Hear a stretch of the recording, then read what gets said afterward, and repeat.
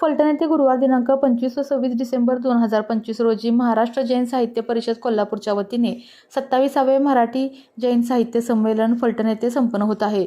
जैनांची दक्षिण काशी म्हणून सर्वार्थाने समृद्ध असणाऱ्या फलटण धर्मनगरीमध्ये जैन साहित्यिक, विचारवंत, लेखक, बालकवी, महिला, पुरुष, युवक, युवती, स्वाध्यायप्रेमी, लेखक यांच्या सहवासाने सर्व साहित्यिक रसिकांची आणि वाचकांची श्रुती यांची मांदियाळी म्हणून या संमेलनाकडे पाहिले जात आहे. या संमेलनास महाराष्ट्रातील सर्व जैन बांधव आणि आचार्य श्री पद्मानंद महाराज व लक्ष्मीसेन पट्टाचार्य महास्वामीजी कोल्हापूर यांची विशेष उपस्थिती आहे. तरी जैन समाज आणि इतर समाजाने जैन संस्कृतीची ओळख होण्यासाठी या संमेलनात आपली उपस्थिती दर्शवावी असे आवाहन जैन समाजाच्या वतीने फलटण येथील सिटी बाजार उद्योग समूहाचे डॉक्टर सूर्यकांत दोशी यांनी केले आहे.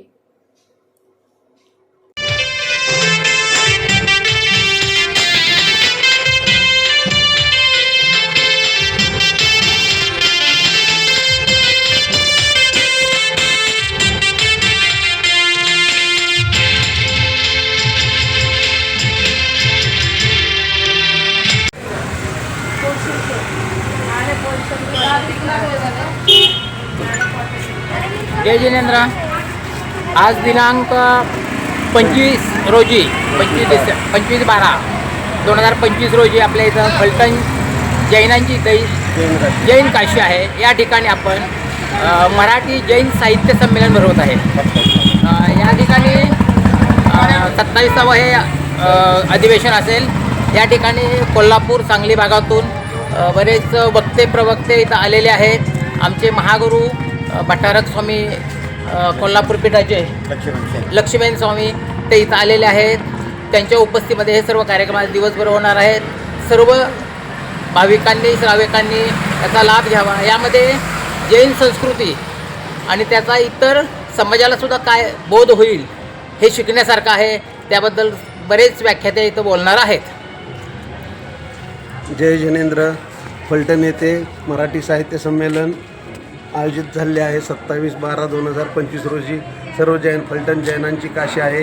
या काशीमध्ये हा कार्यक्रम अत्यंत सानंद संपन्न होणार आहे. तर सर्व श्रावक श्राविकांनी आणि इतर समाजाने सुद्धा या कार्यक्रमात सहभाग घ्यावा ही विनंती. लहान मुलांचे विविध कार्यक्रम आहेत, दिंडी आहे, ग्रंथदिंडी आहे. सर्वांनी याचा लाभ घ्यावा. आज दिनांक 25 रोजी सकाळी 7 वाजता या कार्यक्रमाची सुरुवात झालेली आहे. पंचामृत अभिषेकाने चंद्रप्रभू मंदिरापासून याची सुरुवात झालेली आहे. जिनवाणीचं पूजन सकाळी 7:30 वाजता झालेलं आहे.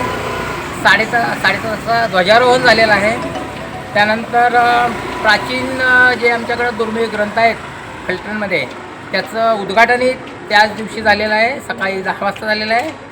आता पहिलं सत्र सकाळी 10:30 नंतर सुरू होईल.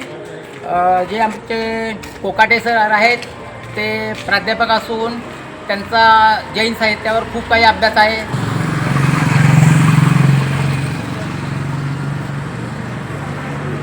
दुपारी 1 ते 2:30 एक दुसरं सत्र सुरू करतो आहे आपण. त्यामध्ये जैन साहित्य आणि संस्कृतीमध्ये फलटणचं योगदान हा एक महत्त्वाचा विषय राहणार आहे.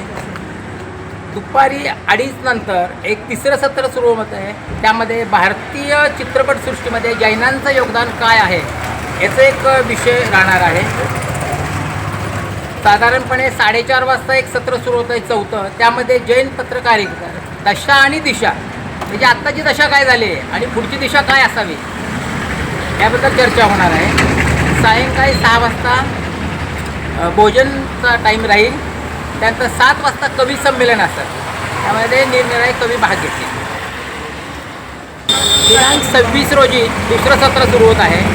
त्यामध्ये सकाळी आजची जैन स्त्री याबद्दल मार्गदर्शन होईल. दुपारी कथाकथन होईल. त्यानंतर प्राचीन जैन साहित्यावर चर्चा होईल.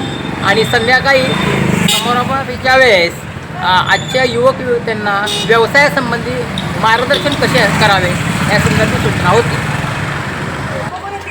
दिनांक 25 आणि 26 हे जैन साहित्य संमेलन होत आहे. त्याचा सर्व धर्मियांनी लाभ घ्यावा.